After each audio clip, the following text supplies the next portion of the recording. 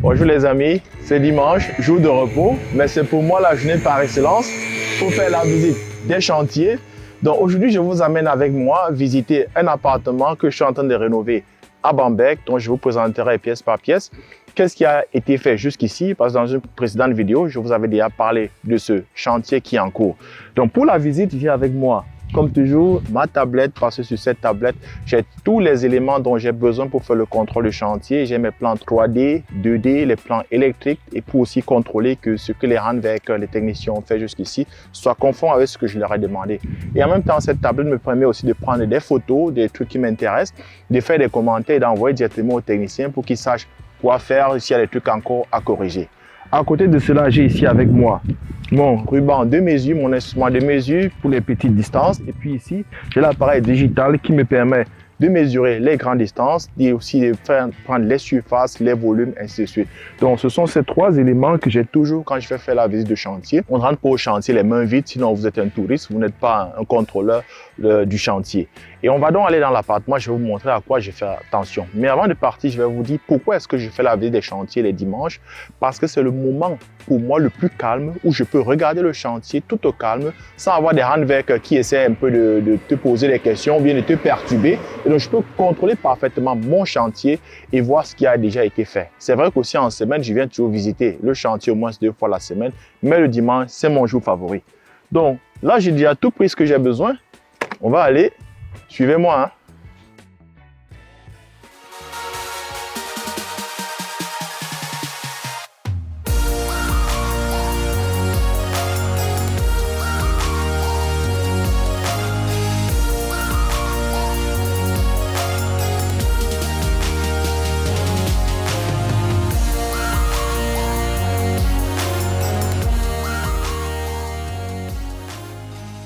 Là, nous sommes dans cet appartement qui est encore en train d'être rénové.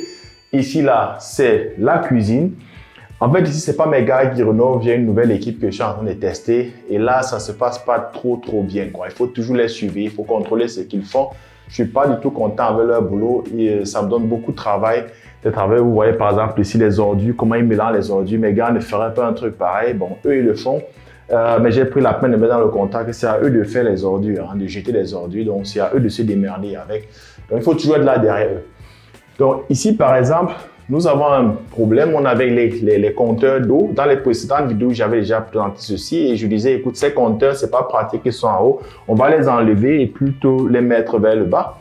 Mais là, après avoir discuté avec le Hausverwaltung, notre Hausverwalter, donc le syndicat des propriétaires ici, ils m'ont dit, parce que pour le faire, il faut fermer l'eau dans toute la maison, dans tout l'immeuble.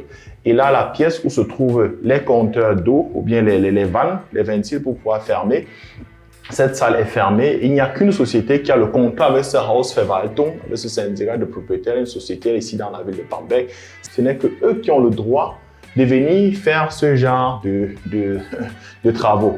Et là, j'ai contacté la société, mais j'ai l'impression que ça ne va pas se passer aussi rapidement que je le pense. Donc déjà, je suis en train de modifier dans ma tête le concept qu'on avait déjà prévu pour ici et je pense que je vais laisser ces compteurs d'eau ici en haut. Mais par contre, ce que je vais faire, vu qu'ici, il y a cette armature, ça c'était pour l'eau, pour la cuisine. Moi, ça ne doit pas être là en haut. Donc, je vais tirer cette tuyau ici en bas. Et donc, j'aurai, comme vous le connaissez dans les maisons, plutôt que ça sorte du bas vers le haut et non que j'ai un truc placé ici. Donc, mon armature pour l'eau sera placé sur l'évier, sur le plan de travail, l'évier, comme vous le connaissez un peu partout. Donc, c'est ce que je vais faire.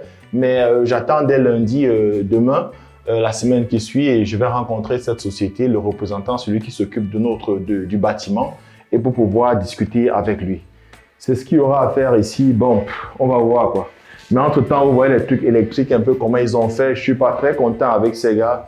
Il faut vraiment les suivre comme du lait sur le feu. Sinon, ils vous font un peu des conneries. Donc, plusieurs fois, je leur ai demandé d'arrêter le chantier parce que je n'étais pas d'accord et de faire venir leur chef ici.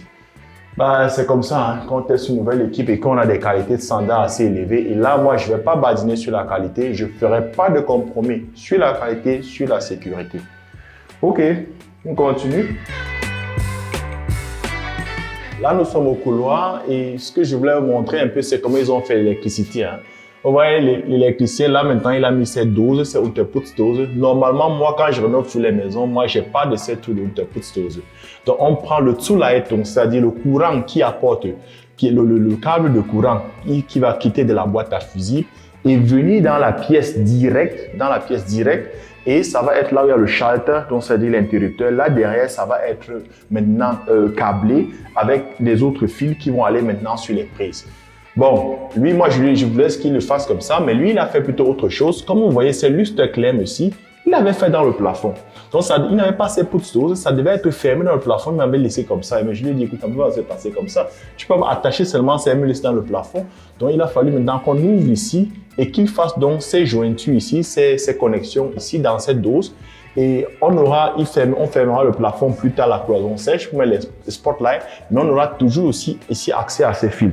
Et donc, vous voyez ici, ce sont ces lustres clem dont je parlais, qu'il utilise pour coller les fils électriques entre eux. Hein, vous voyez? Et donc, c'est ça qu'il a utilisé, qu'il a dormi dans ces doses que vous voyez un peu par-ci, un peu par-là. Il les a laissés ouverts parce que je lui ai demandé, avant de fermer le plafond, je veux voir qu'il les a bien réalisées, qu'il les a toutes faites, parce qu'avant, c'était caché dans le plafond.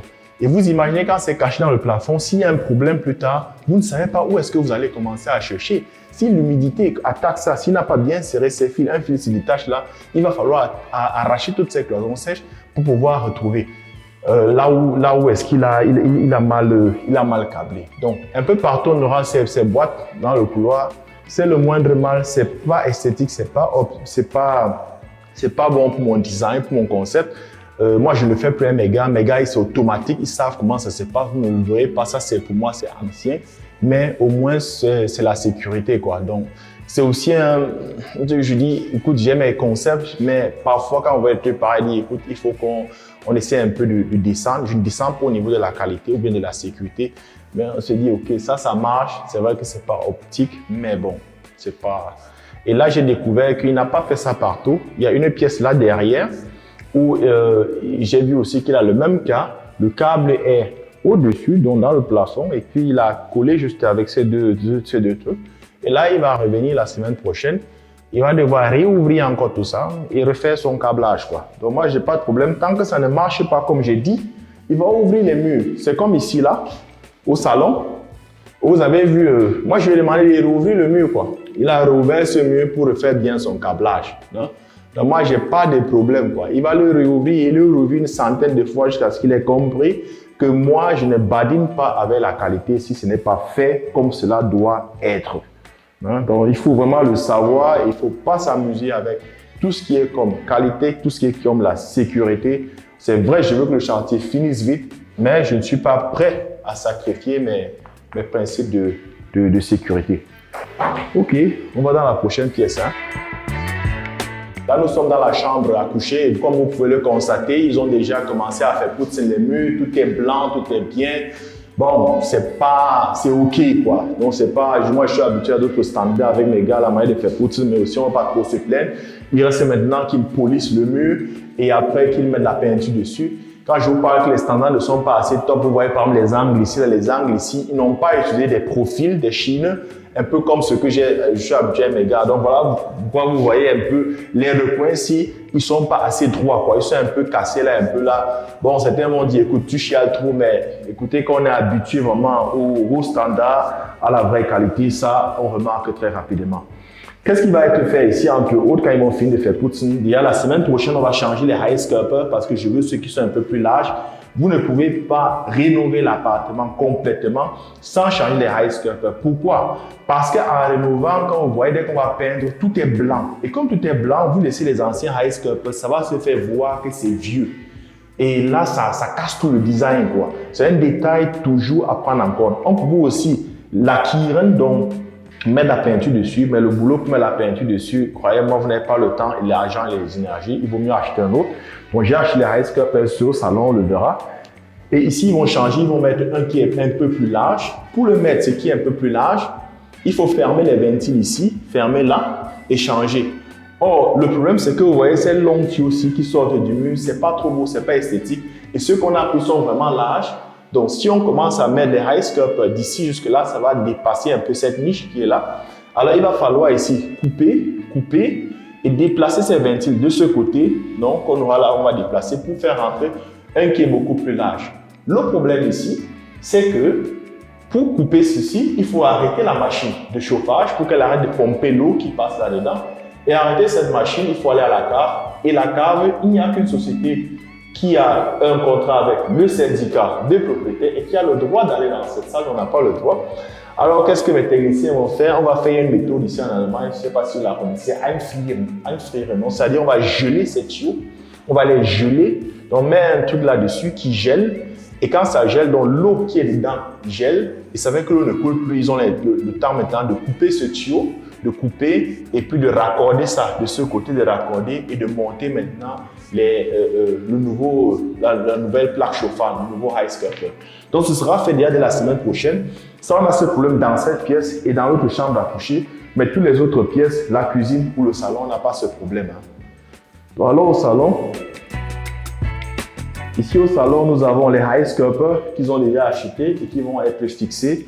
Donc, changer ces ice scrapers, mettre ce nouveau sera vraiment un look, ça va vraiment faire le look idéal, soit super beau. En plus, ici, nous avons déjà les carreaux, parce que moi, j'achète toujours les carreaux. Hein. C'est pas Laurent Wecker qui l'achète. Donc, vous avez ces carreaux qui se seront un peu utilisés un peu comme pour marier, donc pour le détail. Donc, ça, ces carreaux ici, ce sera pour les murs. Donc, moi, j'ai du 60 par 60. Et cette couleur-ci, ce sera pour le sol. Et puis, vous avez ceci qui marie les deux, qui est comme pour moi le accent fleecing. On dit le accent, un truc qui, je ne sais pas comment l'expliquer en français. Donc, vous avez un truc pour marier les deux et qui crée ce que j'appelle toujours le wow effect. Donc, c'était tout. Je ne sais pas quand ils vont commencer la pose de carreaux. Mais c'était tout pour la visite, c'était tout ce que je voulais vous présenter aujourd'hui. C'est pas facile avec ces techniciens, mais bon, il faut faire avec, il faut avoir les nerfs vraiment solides. On se concentre sur l'essentiel. L'essentiel, c'est qu'on ait terminé le chantier. J'essaye de m'adapter et je les ai invités ce soir à aller manger avec moi parce que j'ai envie vraiment de les comprendre, de voir où est-ce que ça bloque. Parce que quand je les vois travailler, il y a le potentiel, mais il y a quelque chose qui bloque. Je ne sais pas exactement ce qui bloque. Le chef, il est quelque part dans le Baden-Württemberg et j'ai appris qu'il passerait la nuit ici sur notre chantier. Donc, je leur ai dit, on va aller manger ce soir, on va manger du cochon, on va boire de la bière.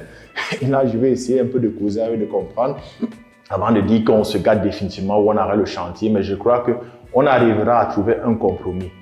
Donc, c'est tout pour aujourd'hui. Merci de m'avoir écouté. Si vous avez des questions ou des commentaires, laissez-le en bas de cette vidéo. Vous avez aussi l'occasion, la possibilité de rentrer en contact direct avec moi et de me poser toutes vos questions dans mon canal Telegram. Le lien aussi s'affichera en bas de cette vidéo. Je vous souhaite une bonne journée et à la prochaine vidéo. Ciao!